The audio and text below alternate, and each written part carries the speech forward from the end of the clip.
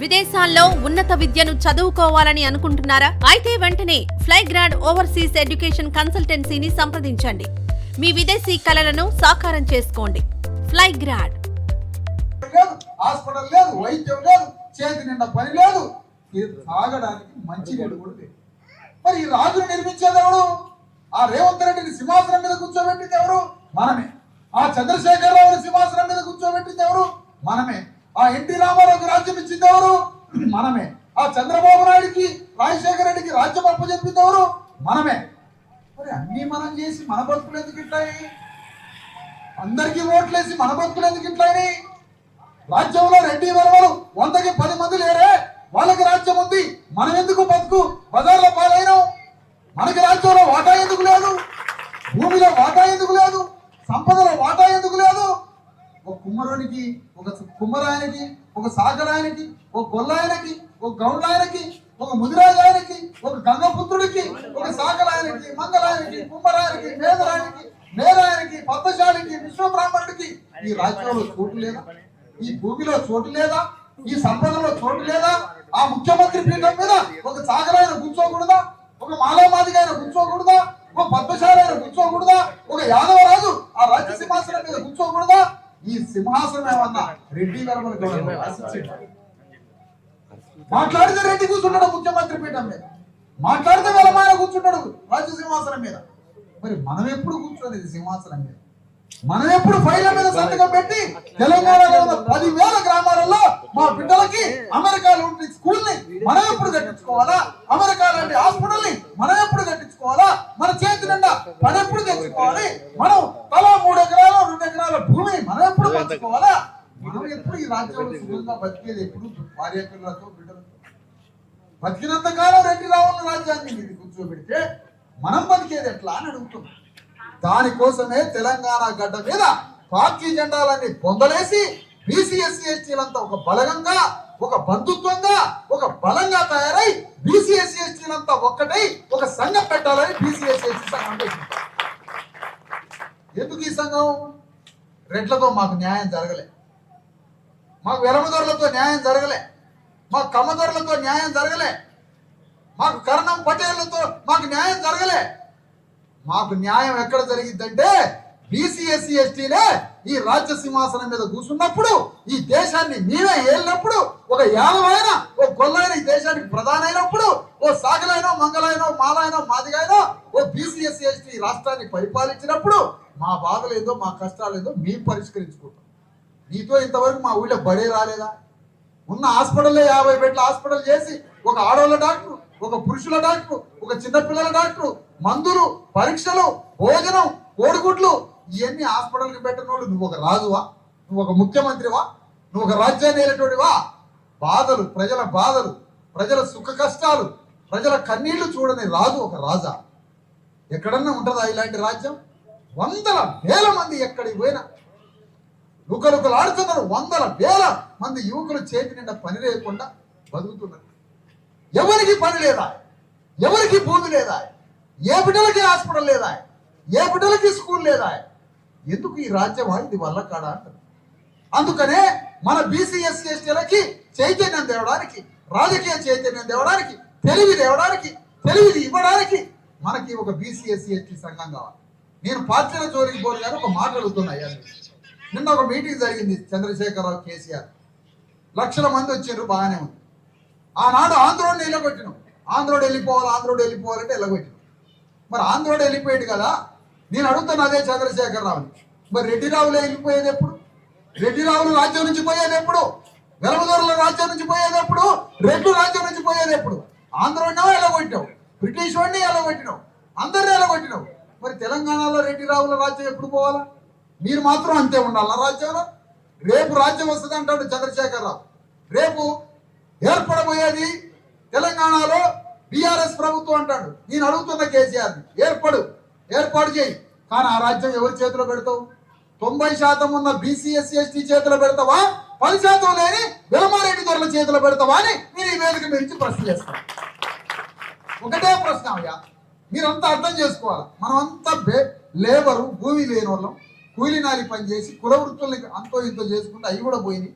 భూమి లేదు, రాజ్యం లేదు, సంపద లేదు, తిండి లేదు, స్కూల్ లేదు, వైద్యం లేదు, హాస్పిటల్ లేదు.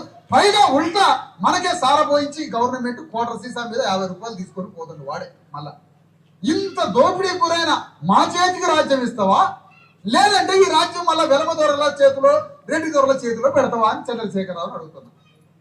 కులగణనాన్ని రాహుల్ గాంధీ అన్ని కులాలని లెక్కబెట్టి ఎవరెంత పెద్ద కులమో వాళ్ళ చేతులనే రాజ్యం పెడతా అన్నాడు.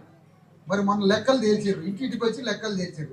బీసీ ఎస్సీ ఎస్టీలో 100కి 90 మంది ఉన్నారని తేలిపోయింది. రెడ్లు 100కి 5 ఉన్నారని తేలిపోయింది. మరి రెడ్డి చేతుల రాజ్యం ఎట్లా పెట్టినా? మరి ఈ వేదిక నుంచి ప్రశ్న చేస్తున్నా రాహుల్ గాంధీ. బీసీ ఎస్సీ ఎస్టీలు ఎక్కువ జనాభా ఉంటే వాళ్ళదే రాజ్యం, వాళ్ళదే సంపద, వాళ్ళకి అన్ని పంచుతా అన్నప్పుడు మరి రెడ్లు 100కి 4 లేరు. బీసీ ఎస్సీ ఎస్టీలు 100కి 90 మంది ఉన్నప్పుడు ఈ రాజ్యం రెడ్ల చేతులు ఎట్లా పెట్టామని అడుగుతున్నారు. బీజేపీ పార్టీ అది రెట్లదే, బీఆర్ఎస్ పార్టీ అది వెలమదొరలదే, కాంగ్రెస్ పార్టీ అది రెట్లదే. మరి బీసీ ఎస్సీ ఎస్టీ చేతుల రాజ్యం ఉంది. గంగపుత్రుల చేతిలో చేపల కంపెనీ ఉందా? సాగరుల చేతిలో బట్టలు ఉతికే కంపెనీలు ఉన్నాయా? పద్మశాలి చేతిలో బట్ట తయారయ్యే కంపెనీలు ఉన్నాయా? మొత్తం భారతదేశంలో మీట్ ఇండస్ట్రీ, మాంసపు పరిశ్రమ గొల్లోళ్ళ చేతిలో ఉందా? ముదిరాజుల చేతిలో చేపలు ఉందా? మాదిగోళ్ళ చేతిలో తోలు పరిశ్రమ ఉందా? మాలల చేతిలో నేత పరిశ్రమ ఉందా? ఎవరి చేతిలో ఏముంది?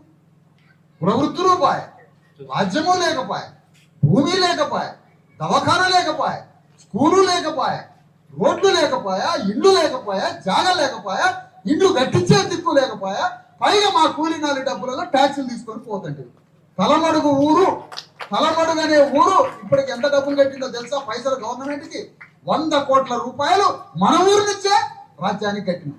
కాకతీయుల కాలం నుంచి అసఫ్జాహీలకి, బహుమనులకి, మొఘల్స్కి, అసఫ్జాహీ వంశస్థులకి, ఆ మీర్ ఉస్మాన్ అలీ ఖాన్ వరకు ఈ మొత్తం మనం ట్యాక్సులు కట్టినాం. మన రైతులు ట్యాక్సులు కట్టారు. ప్రతి కులం నుంచి బానిసగా ఉన్నామా? పద్మశాల నుంచి ఒక గడిలో బానిస, మాలమాదిగ నుంచి ఒక బానిస, బెస్తోళ్ళ నుంచి ఒక బానిస, విశ్వబ్రాహ్మణుల నుంచి ఒక బానిస, ప్రతి ఎస్సీ ఎస్టీ బీసీల నుంచి అగ్రకుల దొరలకి బానిసలుగా బతికిండ్రు ఒకప్పుడు మన వాళ్ళు. వెట్టి చాకిరీ చేసిండ్రు. అందుకనే ఒక్కొక్క భూస్వామికి తెలంగాణ గడ్డ మీద 1,00,000 ఎకరాలు, 2,00,000 ఎకరాలు, 10,000 ఎకరాలు, 5,000 ఎకరాల భూమి ఉంటే మనకు అసలు అందులో భూమి కూడా లేకుండా చేసిరు. ఎందుకో తెలుసా? మనకు భూమి ఉంటే ఆత్మగౌరవం వస్తుంది, మనకు భూమి ఉంటే భూ దొరికింది, మనకు భూమి ఉంటే రాజ్యం గురించి ఆలోచిస్తాం, మనకు భూమి ఉంటే దొరల మాట వినం, మనకు భూమి ఉంటే తెలివి వస్తుంది. కాబట్టి మనకు భూమి లేకుండా చేసి వాడి దగ్గర 10,000 ఎకరాల భూమి ఉంచుకొని మనల్ని వాడి గడిలో వెట్టి చాకిరీ చేయించి మన తాతలు రక్తం కార్చి వాళ్ళకి కోటలు కట్టి వాళ్ళని రాజులు చేసి మన తాతలు ముత్తాతలు మన నాన్నమ్మల యొక్క రక్త తర్పణతో ఈ తెలంగాణ దొరలు తయారయ్యారు. మనం బానిసలం అయిపోయాం.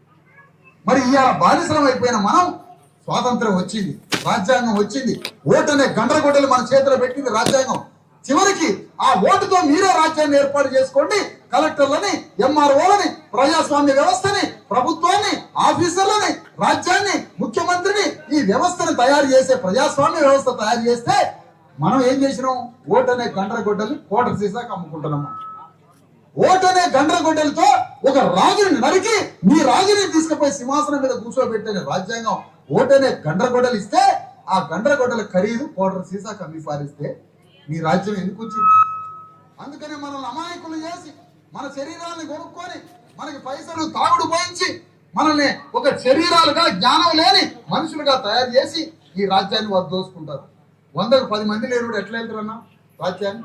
రెడ్డి వెలమరు 100కి 4, వెలమోళ్ళు కలిస్తే 5, రెడ్డి వెలమ ఇద్దరు కలిస్తే 100కి 5 రాక 5 లేనోడు రాజ్యాన్ని వెళ్తున్నారు. ఎందుకు ఇవ్వను మాకు రాజ్యాన్ని? మరి మాకు రాజ్యం ఇవ్వనప్పుడు మా ఓట్లు ఎందుకు అడుగుతున్నాం? మా రాజ్యం ఇవ్వనప్పుడు మా ట్యాక్స్లు ఎందుకు తీసుకుంటున్నాం? మాకు రాజ్యం ఇవ్వనప్పుడు మీ బహిరంగ సభలకు మమ్మల్ని ఎందుకు కొట్టకపోతున్నాం? మాకు రాజ్యం ఇవ్వనప్పుడు నీ భూములు ఎందుకు పని చేపిస్తున్నావు? మాకు రాజ్యం ఇవ్వనప్పుడు రోడ్లు ఎందుకు వేపిస్తున్నావు?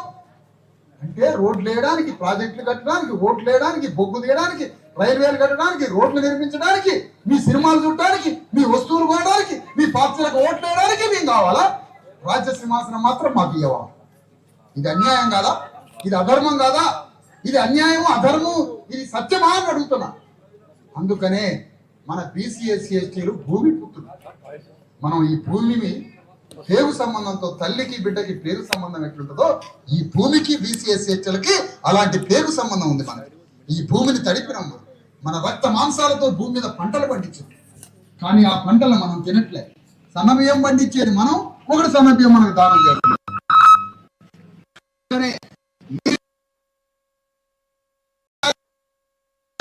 రెండు మార్గాలు, మన పనులకు పోవాలంటే రెండు మార్గాలు. మనం ఏదో కూలీలు చేసుకొని వస్తున్నా, వాడు బంధం మీద తాగుడుతూ 50 రూపాయలు వాడు తీసుకుపోతాడు. మనకే ఏమి లేకపోతే వాడు మన దగ్గర తీసుకొని పోతాడు. సరే, అంతవరకు బాగానే ఉంది. కాయ కష్టం చేసుకొని ఇంటికి వచ్చి ఏదో తింటున్నాం, ఒక రోజు పస్తుంటున్నాం, ఓ రోజు గంజి తాగుతున్నాం, ఓ రోజు మంచి తిండి తింటున్నాం. కానీ పిల్లలకి ఏం నేర్పాలో? పోరాటం కూడా నేర్పాలి. పోరాటం నేర్పకపోతే భవిష్యత్తులో ఈ బిడ్డలకి ఏం మిగలదు. ఇప్పటికే ఏం లేదు కదా. మరి 50 ఏళ్ళ తర్వాత నీ పిల్లలు ఏమవుతారు? ఇవాళ స్కూల్ ఇంత పెద్ద గవర్నమెంట్ ఏర్పడింది, స్వాతంత్రం వచ్చింది, రాజ్యాంగం వచ్చింది, బడి లేదు, హాస్పిటల్ లేదు, రోడ్డు లేదు, ఇల్లు లేదు, జాగ లేదు, చేతిన పని లేదు, వ్యవసాయం చేసుకోవడానికి భూమి లేదు, కుల వృత్తులు లేవు. ఇప్పుడు ఎట్లా బతకాలా? మరి 50 ఏళ్ళ తర్వాత ఏమైపోతారు? ఇంకా అన్యాయం అయిపోతారు. మరి అప్పుడు ఏం చేయాలా? రెండు మార్గాలు ఉన్నాయి. నీ కడుపున పుట్టిన బిడ్డలకి వాళ్ళు మంచి కోరాలంటే, నీ బిడ్డలు చల్లగా ఉండాలంటే నీ ముందు రెండు మార్గాలు ఉన్నాయి.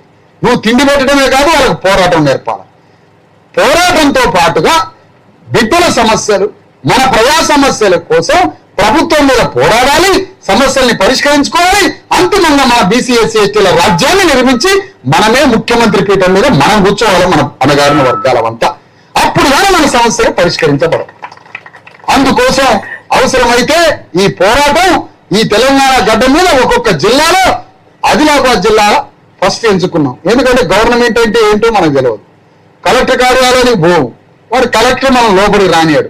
మన కళ్ళ ముందే మంచి పంచలు కట్టుకొని తెల్ల బట్టలు వేసుకున్న భూస్వాములు, వెలమదొరలు, రెడ్డిదొరలు, వ్యాపారవేత్తలు వాళ్ళు లోపలికి పోయి కలెక్టర్ తోటి కలిపోయి ఛాయ్ దిగి మంచినీళ్ళు తాగి కలెక్టర్ తోటి పని చేసుకొని బయటకు వస్తే మనం ఒంగోని ఎముకల గూడుతో ఈ తెల్లగాయలు పట్టుకొని అయ్యా మహారాజశ్రీ అని కాగితం పట్టుకొని కలెక్టర్ కార్యాలయం ముందు బయట కూర్చుంటాం.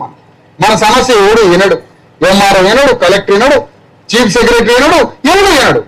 కానీ కలెక్టర్లని ప్రభుత్వాన్ని ఆదిలాబాద్ లో ఉన్న పేదలైన శ్రామికులైన బీసీ ఎస్సీ ఎస్టీ కూలి నాలి పని చేసుకునే ఈ రెక్కల మీద కష్టం మీద బతికే ఈ పేదల పాదాల్ని కలెక్టర్ తో కడిగించడానికి నేను యాత్ర బయలుదేరిన ఆదిలాబాద్ జిల్లా నుంచి. ఎందుకు రాదు కలెక్టర్ ఎందుకు రాదంటన్నా? 2 లక్షల జీతం తీసుకుంటున్న కలెక్టర్ మనిషి కాదు, ఆయన దేవలోకం చూడిపో.